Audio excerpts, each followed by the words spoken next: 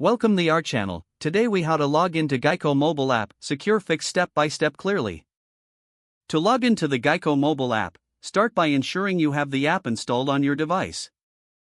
If you haven't already, download the Geico mobile app from the App Store or Google Play. Once installed, locate the app icon and tap to open it. When the app opens, look for the login button on the welcome screen.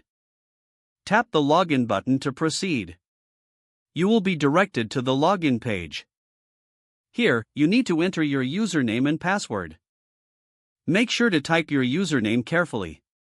If you forget your username, there is an option to retrieve it. Next, enter your password in the designated field.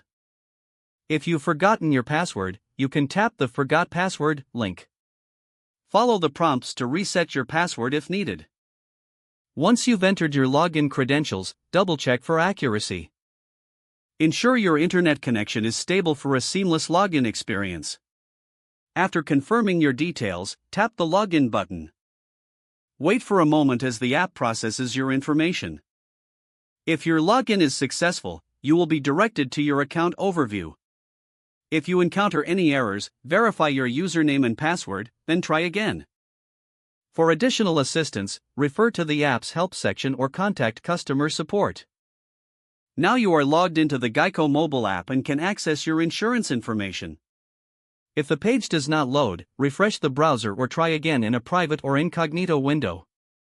Make sure you are using the correct email address, then retype it carefully to avoid small typos. If your password is not accepted, use the reset option and create a new strong password you can remember. Check your spam folder for verification or security emails, then complete any requested confirmation steps. Enable two-factor authentication if available to improve account security and reduce unauthorized access risk. After signing in, review your profile details so your contact information and settings are accurate and current.